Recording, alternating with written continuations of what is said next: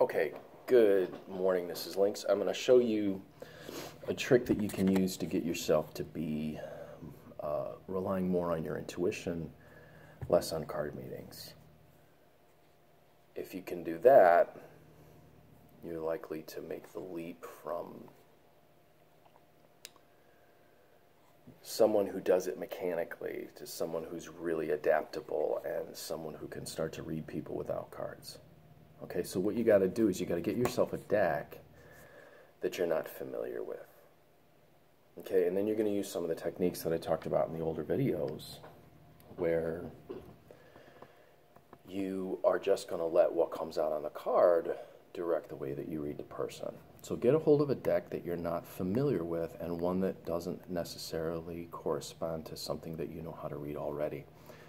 I guarantee you, many of you who try this, this is going to end up being your favorite deck. I guarantee you.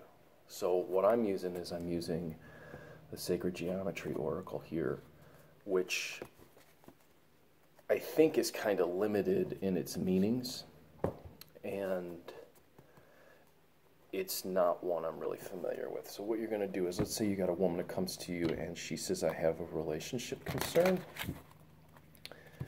and she's concerned about the health of her husband and the health of her relationship. No, let's do another one because we do late relationship. Let's say, okay, a woman comes to you, she says she's concerned about the health of her mother-in-law, and she's wondering what the right course of action is going to be. So what you're going to do is, so I got here, so I've got a heptagon. All right, so that's 7, right? All right, so I've got a 7-sided and I've got intersecting circles on it. And what I'm going to do is I'm going to look and I'm going to feel for what comes up inside of me. And then we've got this one, which is, it says it's the lesson, and then DNA. All right, okay, so it feels like it's not done, so I'm going to throw one more. Okay, together. All right. So what I'm going to say is,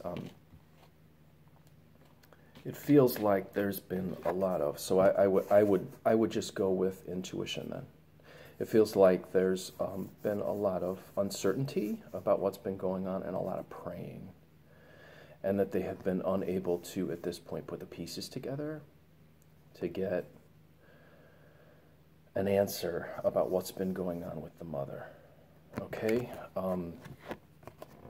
this is coming up as a great deal of confusion, and they're needing support, and they're wanting support, and the support that they've been getting so far hasn't been giving them what they've been wanting. However, I also feel that they've been open to new ideas and new possibilities here. And if I'm looking at the geometry, there's stuff sticking out in the geometry that's telling me, or the shape here that's telling me that. What I'm feeling here, this is DNA. So I'm actually going to look at, in this case, what the object actually is, DNA. It feels like there's something really off in what her body's telling it to do. So it feels like the body's attacking itself. And that they have a larger decision that they have to make, all of them together. But it feels like the pieces aren't quite going to come together, because what it feels like is, it feels like they're at odds in their decision-making process. But in the end, there's one more here. I have to. Okay, so this is morning meeting.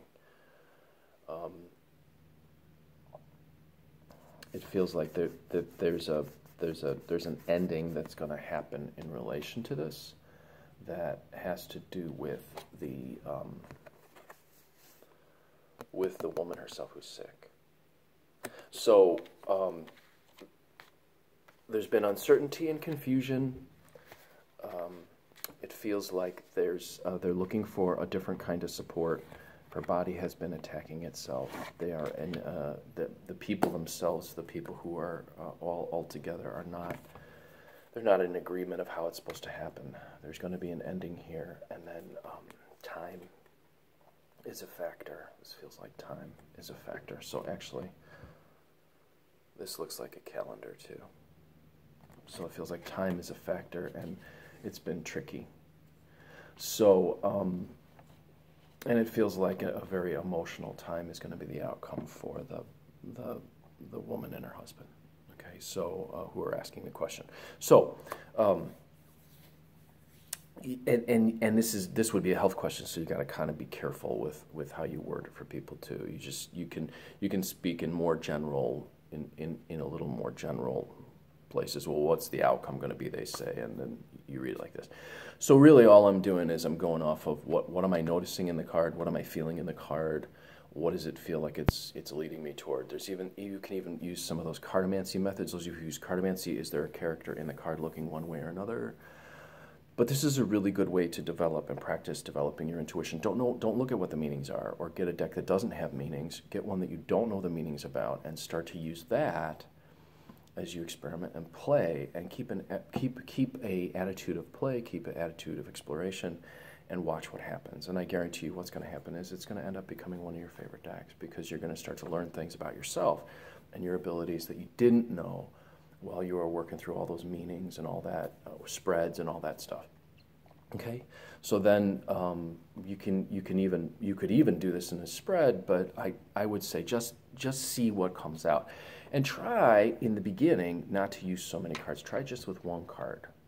Okay, so try just one card, see what you feel off of that, and see where that takes you. I'm Lucky Lynx, wishing you success and good fortune and development of your own intuition. And I will talk to you on the next video.